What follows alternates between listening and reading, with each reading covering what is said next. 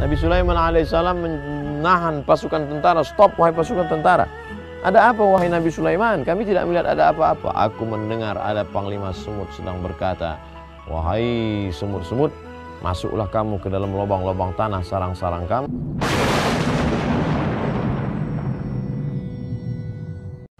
Ada seorang laki-laki duduk, lalu kemudian dia melihat ke sekelilingnya. Dia lihat ada semut-semut yang berkeliaran, tapi ada seekor semut sedang membawa kaki belalang. Semut itu membawa kaki belalang, dia amati terus. Tapi nampaknya kaki belalang ini terlalu berat untuk ditarik oleh seekor semut. Akhirnya semut itu berhenti dan dia pergi. Diamati terus, ternyata semut ini pergi ke tempat kawanan semut yang ramai. Lalu kemudian semut-semut ini ramai datang untuk mendapatkan kaki belalang. Ke tempat kaki belalang semula. Tapi begitu semut ini akan sampai ke tempat kaki belalang, maka manusia yang iseng ini mengalihkan, memindahkan kaki belalang itu ke tempat lain. Tapi semut ini tetap mengejar. Seekor semut yang menemukan kaki belalang pertama kali menemukan tempat di mana letak kaki belalang itu disembunyikan.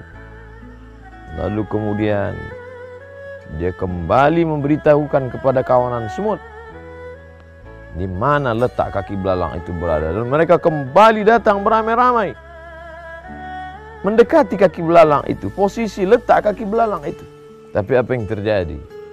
Makhluk Allah, manusia satu ini kembali mengalihkan kaki belalang itu ke tempat lain.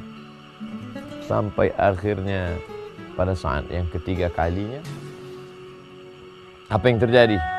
Kawanan semut yang banyak dan ramai itu mencabik-cabik, memotong-motong kaki, perut, kepala seekor semut yang awal menemukan kaki belalang. Apa yang sebenarnya terjadi? Begitulah hukuman bagi semut pendusta. Di hadapan mata seorang makhluk hamba Allah, manusia, yang menggeser letak kaki belalang dari tempat semula. Semut-semut, kawanan semut menyangka bahwa seekor semut ini pendusta, sudah berkhianat, sudah berbohong. Mana kaki belalang yang kau janjikan?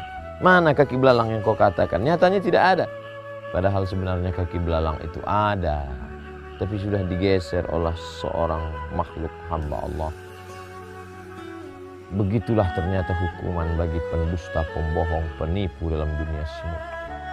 Semut yang pernah disebutkan Allah dalam Al-Quran, surat An-Naml, surat semut. Semut yang pernah dikatakan oleh Nabi Sulaiman alaihissalam menahan pasukan bala tentaranya, ya ayyuhan namlu dukhulu masakinakum. Nabi Sulaiman alaihissalam menahan pasukan tentara. Stop wahai pasukan tentara. Ada apa wahai Nabi Sulaiman? Kami tidak melihat ada apa-apa. Aku mendengar ada panglima semut sedang berkata, wahai semut-semut, masuklah kamu ke dalam lubang-lubang tanah sarang-sarang kamu, karena pasukan Sulaiman akan lalu lewat di jalan ini.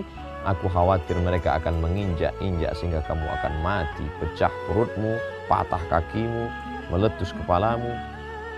Artinya apa? Ada kehidupan lain selain kehidupan kita. Pernahkah kita berpikir bagaimana kehidupan semut-semut? Oleh sebab itu ketika ada seorang sahabat menghidupkan obor nyala api ke atas sarang semut, dia senang sekali melihat semut itu lari kian kemari, pergi ke sana kemari dalam keadaan kepanasan. Nabi SAW melihat itu marah dan berkata, la yu'adzibu bin nar illa rabbun nar. Tidak ada yang boleh menyakiti dengan api kecuali dia, pemilik api, Allah Subhanahu wa ta'ala. Bahkan dalam sebuah hadis dikatakan, la yabulanna ahadukum fil juhri. Janganlah di antara kamu ada yang buang air kecil di lubang tanah. Kenapa? Karena mungkin dalam lubang tanah itu ada semut, ada serangga, ada kehidupan di sana, ada induk semut, ada anak-anak semut. Ternyata semut juga punya hukum. Semut juga berkata, jangan berdusta, jangan berbohong. Apa hukuman bagi pendusta dalam dunia semut? mereka yang berdusta, mereka yang berani berbohong, mereka akan dicabi-cabi, dirobek-robek, dipotong-potong, dikerat-kerat sehingga tidak tersisa apa-apa. Begitulah manusia yang selalu mengamati, selalu berpikir, afala ta'qilun, afala tatafakkarun. Jika dalam dunia semut yang tidak dinamis, dari sejak zaman Nabi Sulaiman hingga saat ini, semut tidak pernah membangun sebuah peradaban. Tapi hukuman bagi pendusta, pembohong, penipu begitu hebat. Tidak ada hukuman yang layak bagi penipu, pendusta, pembohong kecuali kematian.